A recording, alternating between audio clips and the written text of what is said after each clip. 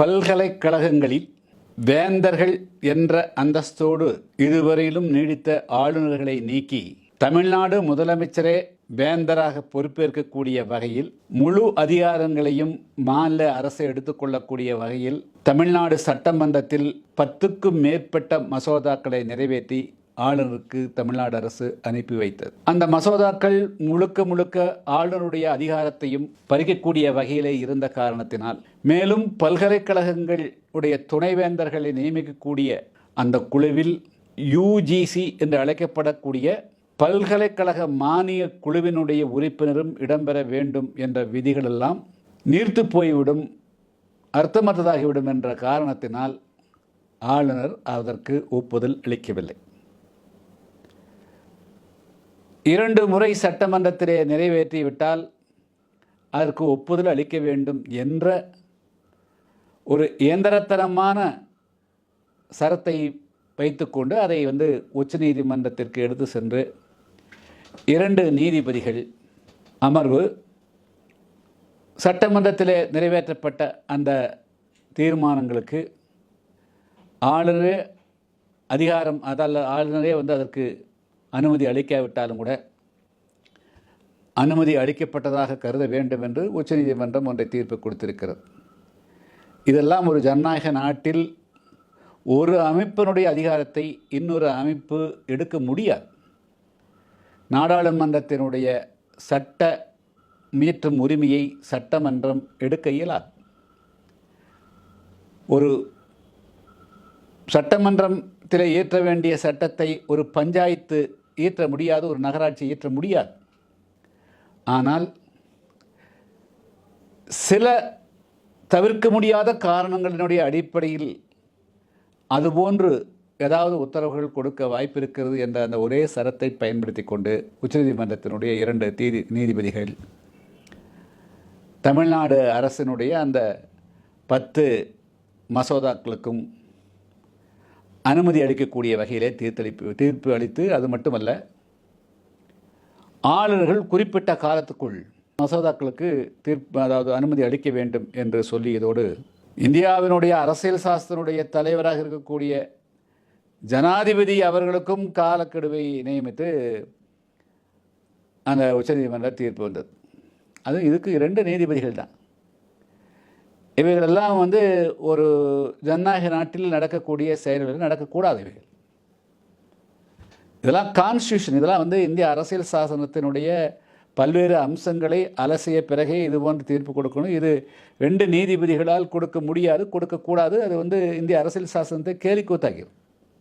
200 வருடங்கள் இந்தியா சுதந்திரத்துக்காக போராடி, அதற்கு பிறகு ஏறக்குறைய 3-4 வருடங்கள் பல நிபுணர்கள் அடங்கிய குழு ஆய்வு செய்து பல நாட்டினுடைய சட்டங்களை எல்லாம் கணக்கிலே வைத்து அதுக்கு பிறகு வடிவமைக்கப்பட்டதுதான் இந்திய அரசியல் சாசனம். அதனுடைய ஆன்மாவையே தகர்த்திருக்கக்கூடிய வகையில் இந்தியாவினுடைய மிக உயர்ந்த இடத்தில் இருக்கக்கூடியவர் ஜனாதிபதி அவர்கள். அவர் ஒரு மசோதாவுக்கு உடனடியாகவும் அனுமதி அளிக்கலாம், பல்வேறு கோணங்களிலே அதை அணுகி அதுக்கு நிறுத்தி வைக்கலாம் அல்லது நிராகரிக்கலாம். உதாரணத்துக்கு, ஒரு சட்டமன்றத்தில் ஒரு தமிழ்நாடு தனிநாடாக அவர்கள் டிக்ளேர் பண்ணி பிரகடனப்படுத்தி அதை ஆளுநருக்கு அனுப்பி ஆளுநரை மறுத்து 2வது முறையும் அதை நிறைவேற்றி அனுப்பினால் ஆளுநர் அதை ஜனாதிபதிக்கு அனுப்பி வைத்துக்கொள்வோம். ஜனாதிபதியும் அதற்கு பதில் சொல்லவில்லை என்று சொன்னால் உடனடியாக அது தன்னாடாக அறிவிக்கப்பட்டது செல்லுபடியாகும் என்று இந்த உச்சநீதிமன்றம் தீர்ப்பினுடைய அடிப்படையில் போனால் இந்தியாவாக இருக்க முடியுமா? எனவே தான் இந்த தீர்ப்பு இந்தியாவினுடைய அடிப்படைக்கே முரணாக அமைந்திருக்கிறது. என்ற அடிப்படையில் ஜனாதிபதி அவர்கள் 14 கேள்விகளை எழுப்பி இப்பொழுது உச்சநீதிமன்றத்தில் அவர் சார்பாக வழக்கு தொடுக்கப்பட்டிருக்கிறது. அது நியாயமானது. திமுக அதுக்குள்ளே அலறாங்க. இவங்க ஒரு குட்டி, ஒரு பஞ்சாயத்து அளவுக்கு இருக்கக்கூடிய ஸ்டேட்டு.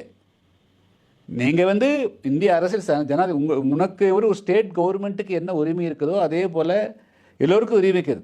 இந்தியாவுடைய ஜனாதிபதியினுடைய உரிமையை பறிக்கக்கூடிய வகையில், அவருடைய அதிகாரத்தை தலையிடக்கூடிய வகையில் ஒரு 2 நீதிபதிகள் தீர்ப்பு கொடுக்குறாங்கன்னா அந்த தீர்ப்பு தான் உச்சபட்சம் என்று சொன்னால் எவ்வளோ பைத்தியகாரத்தனம் அது. ஆனால் ஸ்டாலின் குதிக்கிறார், வெடிக்கிறார்.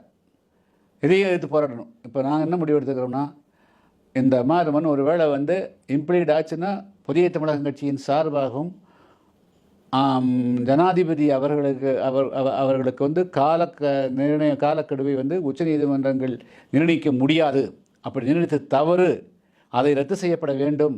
இது வந்து கான்ஸ்டியூஷன் பெஞ்ச், அரசியல் சாசன பெஞ்சு 13 பேரோ 15 பேர் கொண்ட ஒரு பெஞ்சை அமைச்சு தான் இது போன்ற விஷயங்கள் ஆய்வு செய்யணும். அது வரையிலும் கூட அந்த 2 நீதிபதிகள் கொடுத்த தீர்ப்பு வந்து நிறுத்தி வைக்கப்படணும், ரத்து செய்ய வேண்டும் என்று வந்து நாங்களும் வந்து இந்த வழக்கில் ஒரு பார்ட்டியாக ஒரு பெட்டிஷனாக சேருவது கூட புதிய தமிழக கட்சியின் சார்பாக வந்து முடிவு செய்திருக்கிறோம். எனவே வந்து தமிழ்நாடு வந்து மத்திய அரசை சாடுறாங்க, ஜனாதிபதியை சாடுறாங்க. அப்போ இவங்களுடைய நோக்கம் என்ன? இவர்கள் நினைத்ததெல்லாம் தீர்ப்பாக கிடைக்கணும்னு சொன்னால் அது என்ன அகங்காரமான போக்கு? ஜனநாயகத்தில் இவங்க ஒரு நீதிபதிக்கு தீர்ப்பு வாங்கிக்கிறாங்க, அதை எடுத்து ஜனாதிபதி அவர்கள் 14 கேள்விகளை கேட்டு போய்க்கிறாங்க. பொறுமையாக இருக்கணும். நீ சட்டத்து மேல் நம்பிக்கை இருக்குது, இந்திய அரசியல் சாசனத்தை உண்மையாக மதிக்கக்கூடியவங்கன்னா நீங்கள் வந்து அது பொறுமையாக இருக்கணும். பார்க்கலாம், ஜனாதிபதி அவர்கள் 14 கேள்விகளை கேட்டு உச்சநீதிமன்றத்துக்கு வந்து ஒரு வழக்கை தொடுத்திருக்கிறார்கள். உச்சநீதிமன்றம் நிச்சயமாக ஒரு நீதிபதியால் விசாரிக்க முடியாது. இது மிகப்பெரிய லார்ஜர் பெஞ்சு, இந்தியாவில் இதுவரையிலும் அமையாத அளவுக்கு மிகப்பெரிய லார்ஜர் பெஞ்சு தான் வந்து இது விசாரிச்சாகணும். அதுபோன்ற ஒரு நல்ல சூழ்நிலை உருவாகும். அதில் நாமும் வந்து வழக்கை நம்முடைய வழக்கை இணைத்து கொண்டு நாம் வாதாடும். முடிந்தால் நானே கூட அதில் வாதாடுவதற்கு வந்து முடிவு செய்திருக்கிறேன்.